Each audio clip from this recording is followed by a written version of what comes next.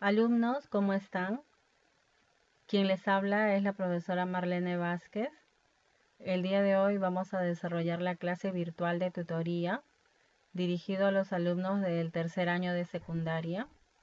Y nuestro tema de hoy es la identidad y la autonomía. Dentro de las indicaciones generales ustedes van a copiar la clase que vamos a desarrollar el día de hoy en su folder de tutoría. Y luego al final ustedes van a desarrollar la tarea que ya luego les voy a explicar en qué consiste. Todo esto lo van a presentar al día siguiente de la clase, ya por vía web, en lo que es tareas, ya. Entonces vamos a dar inicio a la clase sobre identidad y autonomía. Bien, voy a empezar definiendo qué es la identidad. Y aquí hablamos de la identidad personal. Se forma a lo largo de la vida. Es un proceso en el cual las personas asimilan o interiorizan todo lo que han vivido en los niveles psicológico, emocional y social, ¿no? Existen diversos elementos del entorno que interactúan y que van a influir en la formación de la identidad de la persona. ¿Cuáles son estos elementos? Vienen a ser los agentes, ¿no? Los agentes de socialización, ¿no? Por ejemplo, la familia, la cultura, el grupo de amigos y también los medios de comunicación. Todos estos elementos interactúan e influyen en la formación de la identidad de las personas, ¿ya? Entonces, esto es algo muy importante y también se asimilan o se interiorizan todo lo que viven, dicen los niveles psicológico, emocional y social. Todo esto tiene que ver con la formación de la identidad. Ahora vamos a definir qué es la autonomía. La autonomía es la capacidad de las personas para valerse por sí mismas, autogobernarse, establecer sus propias normas, tomar sus decisiones sin depender de otra persona. Es sentir, pensar y decidir con independencia. También decimos que la autonomía significa desapego, desvinculación, separación, no tener el control de la otra persona o del grupo, ¿no? Ya es más independiente. La autonomía implica madurez psicosocial, por lo que la capacidad de tomar decisiones va ligada a la responsabilidad por las consecuencias de sus acciones. Esto está claro, ¿no es cierto?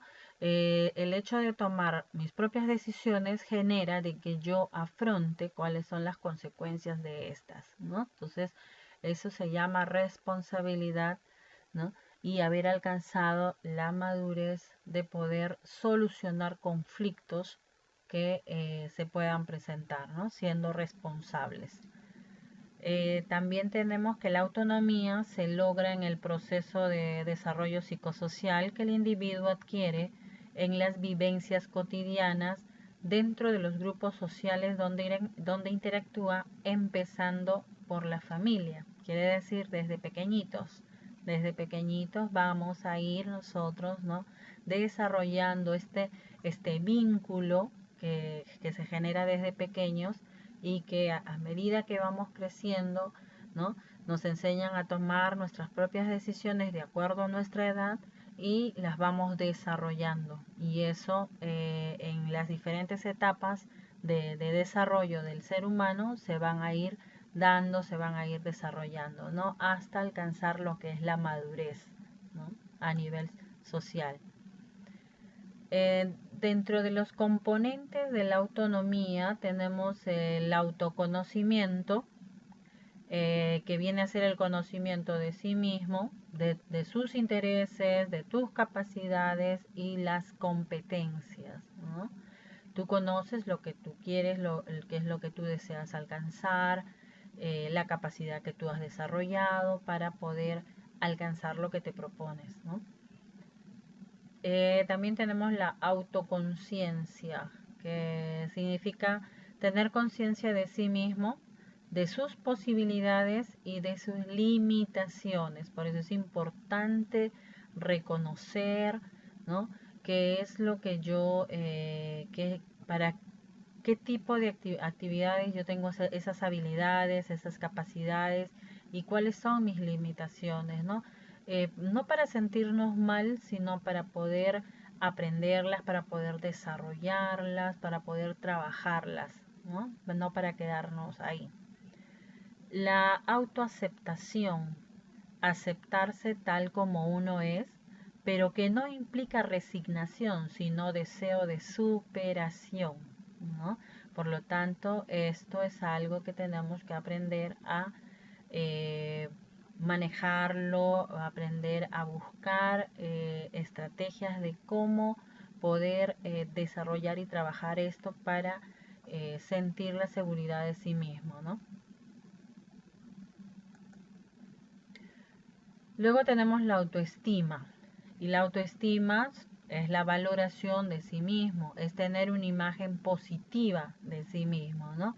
Auto de uno mismo, estima de valorarse, quererse. Entonces esa tiene que ser una imagen positiva de uno mismo, valor de sí mismo, ¿ya? La autoconfianza supone confiar en sus propias capacidades, reconociendo las capacidades que uno tiene, pues va a poder alcanzar las metas que se propone, ¿no es cierto? Que pueden ser metas académicas y que las puede ir trabajando también, ¿no? La automotivación es la capacidad de sensibilizarse y alentarse a sí mismo, ¿no? Cada vez que haya de repente no se alcance alguna meta, pues, o algún objetivo, pues volver a intentarlo, ¿no? No es quedarse ahí, sino es volver a hacerlo, ¿no?